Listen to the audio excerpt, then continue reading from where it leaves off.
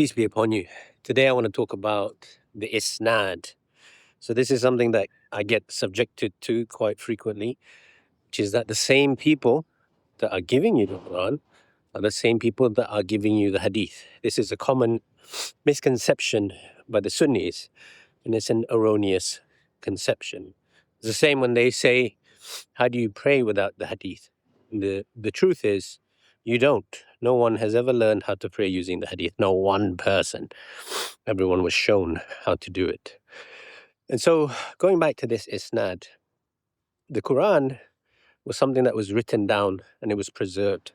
And we have physical manuscripts dating back to the time of the Prophet.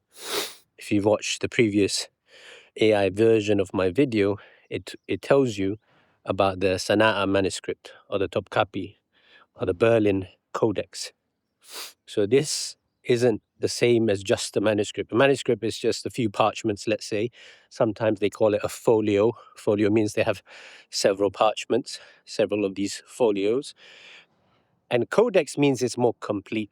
The Topkapi Codex is one of the most perfect codices of the Quran there is.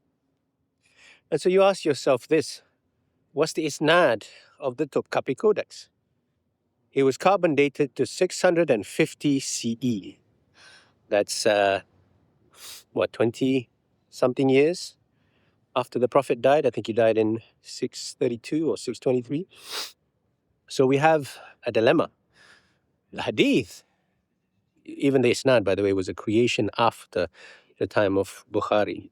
Now, Bukhari died in 830-something. The very first physical copy of his book, the Sahih Jami, Sahih Hadith, Rasulullah, whatever, was in 1017. That's when it was found. Very first copy, 1017. And the most complete version was hundreds of years after that. It's like 1200 something.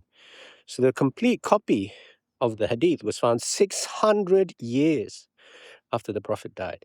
The very first parchment that resembled anything to this historic event was found 385 years after the Prophet died. So you find yourself with a dilemma. On one end, you've got the idea that the Quran is verified using the hadith. This is an untrue statement.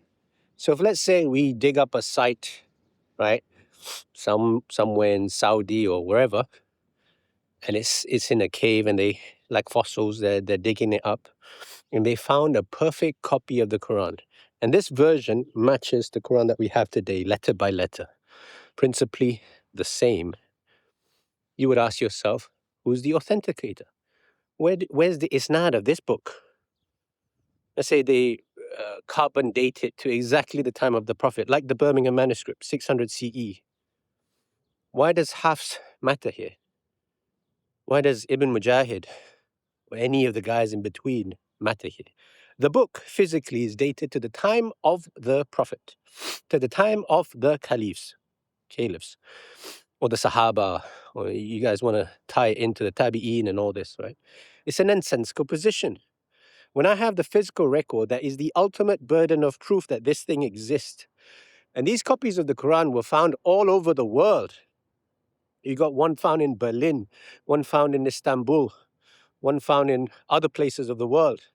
This proves that it was transmitted, it was written down, and no Quran has at the beginning of it, Haddathana Ali ibn Talib, Haddathana, so on and so forth. I heard from so and so said this Quran came to me in this way. That's a ridiculous and preposterous position. And whoever says that the Quran needs the Isnad and the scholars that brought them are kuffars. They are liars. They are misrepresenters of the religion, and they will burn in hell. Because the Quran does not have an Isnad. The Quran does not have a grading. The Isnad system was a system that was created after Bukhari. Right? Bukhari said, this is the best to my understanding, the collection of 600,000 hadith that I found, of which 7,000 of them are legit, of which 2,000 of them are not repeats. So he rejected, out of his own findings, 99%.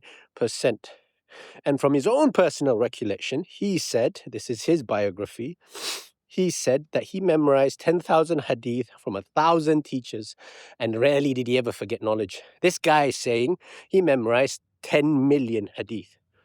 Now, if you started reciting hadith start to finish, inclusive of the chains, sure, 10 million of them, it would take you a lifetime just to say them.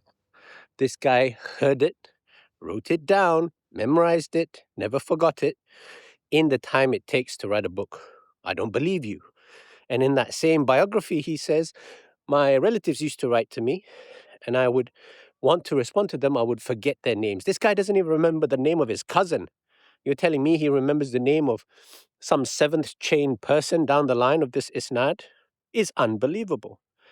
So this is a bizarre scrutiny that you're using a weaker method of confirmation and applying it to the Quran, right? So which riwayah is Hafs verifying apparently? Hafs himself, Hafs ibn Suleiman, was touted as a liar by Yahya, by Sana'i, bin Masai, can't remember his name, even Bukhari said this guy is unreliable. So what, suddenly because Hafs is unreliable, the Quran is unreliable? That's a ridiculous position. And the differences are in the recitation, in the modality in which you express that. We talked about in another video, the ahruf. Go to that video if you want to learn the difference. But we're now talking about physical artifacts that are in your hand. If I find a piece of paper or a bone from 60 million years ago, and scientifically this is accurate, this is a tooth of a dinosaur or whatever, do I need a chain of people between me and that dinosaur? That's ridiculous. That's, if I'm honest, absurd. I wanted to say a bad word there, but that's the level of stupidity that you would have to fall into. And so the Isnad does not apply to the Quran.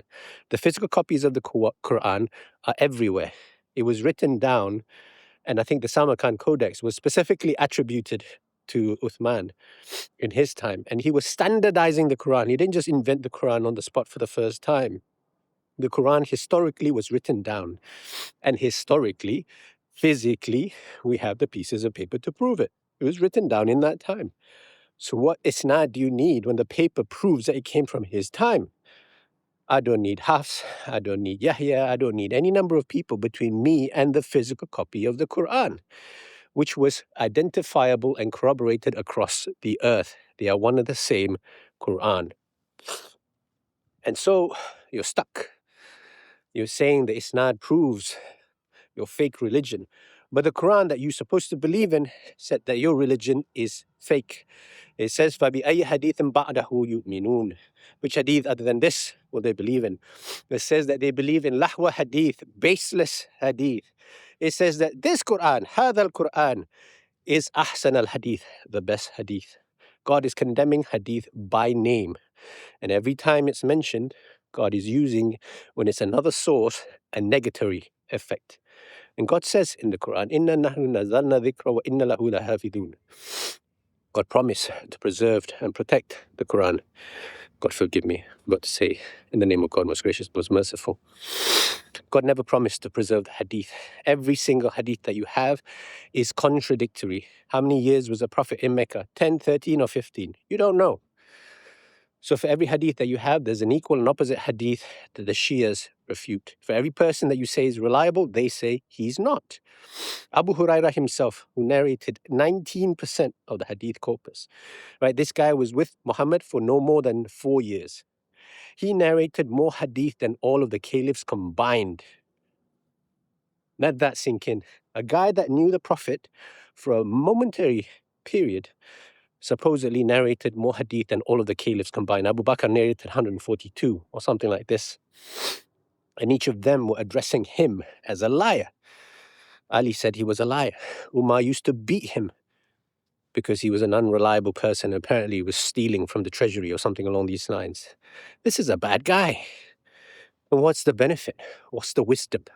There is no wisdom in the hadith. God says this book is complete, perfect, and fully detailed for your laws.